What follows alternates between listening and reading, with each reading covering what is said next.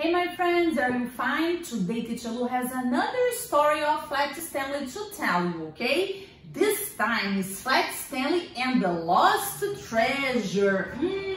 Let's see this one. Stanley Lamb Chop lived with his mother, his father, and his little brother Arthur. Stanley was 4 feet tall, about a foot wide and half an inch thick. He had been flat ever since a bulletin board fell on him. Sometimes being flat was great, especially on trips. Stanley could fold himself up and get comfy anywhere. Stanley could roll himself up and catch a ride too. I wouldn't mind a ride, grumbled Arthur. But being flat on the beach was a pain in the neck, and the leg and the arm. Ouch, cried Stanley. That's the 3rd time I've been stepped on today. Stanley brushed off the sand. Let's do something else, he said to Arthur. Want to go snorkeling? Sure, said Arthur. Stay in the cove, Mrs. Lambchop called. Okay, the boys agreed, pulling on their masks. Stanley splashed into the sea. Last one in is a rotten egg. No fair, said Arthur. You don't have to put on fins. Stanley grinned. It's not my fault I have them built in. Stanley's flat feet helped him swim faster than Arthur, but he didn't mind slowing down. There was so much to see. Stanley spotted a school of bright blue fish. Arthur pointed out a stingray. Hey, it's flat like you, he tried to say, but it sounded like glub, glub, glub, glub, glub. A small silver dolphin zipped past Stanley. It whirled around and swam back, so close he could almost touch it. Swiss! The dolphin raced ahead again. It looked back at the boys as if it wanted them to come along. Stanley looked at Arthur. Arthur nodded eagerly. The boys kicked hard and followed the dolphin to the end of the cove. Below them, the ocean floor dipped. There, nestled on the bottom, lay an old ship. The dolphin dived down. The boys took deep breaths and dived too. They couldn't believe what they saw. The ship's sails were torn. Its nets were tangled. But in the middle of the wreck sat a chest of gleaming gold. Stanley kicked back to the surface. Arthur's head popped up next to him. Did you see that? Arthur cried. Let's grab a bunch of gold. We'll be rich. Hold on, said Stanley. That treasure must belong to somebody. Let's take one piece to show everyone. Then we'll figure out what to do.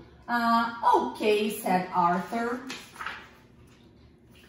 Just then, a wave slapped Stanley. Then another. It's getting choppy, he said. I think it's going to storm. Wait here, Arthur. I'll hurry and get the gold. Stanley dived to the ship again. He picked up a gold bar. It was the size of a candy bar, but much heavier. He slid it into the pocket of his trunks. Stanley was about to head back up when he saw the dolphin. Its tail was caught in an old fishing net on the ship. I've got to help, thought Stanley, before we both run out of breath. Quickly, Stanley rolled himself up.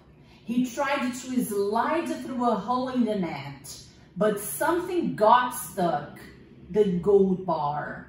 Stanley yanked it out of his pocket and tossed it away. Now Stanley fit easily into the net. He used his flat fingers to pry the rope off the dolphin's tail. The little dolphin was free.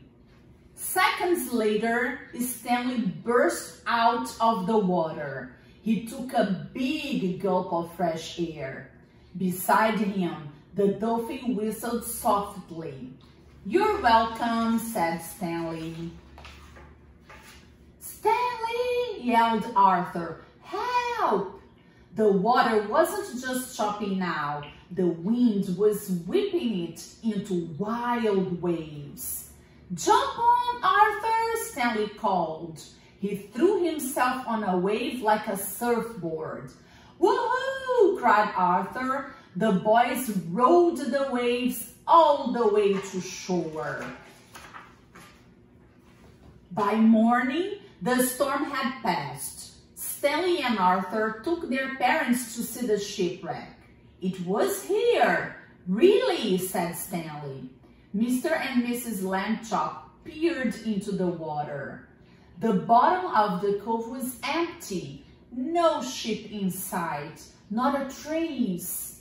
"Perhaps the storm carried it away," said Mrs. Lambchop kindly. But Stanley could tell she was doubtful. "Too bad you didn't keep that gold," muttered Arthur. "Then we'd have proof." Stanley heard a whistle. "Hello there, dolphin," he called. The little dolphin whistled again. Then it flipped its nose. Something shiny flew through the air. Stanley reached out and caught it. Stanley smiled. Did someone say something about gold? My friends, and then did you like the end of the story? Yeah? Stanley, nobody believed his story, right? This the parents, but then in the end, he could prove that he was right. Okay? Don't forget to subscribe to Teacher Lu's channel. Okay, my friends? Bye-bye. See you in the next story.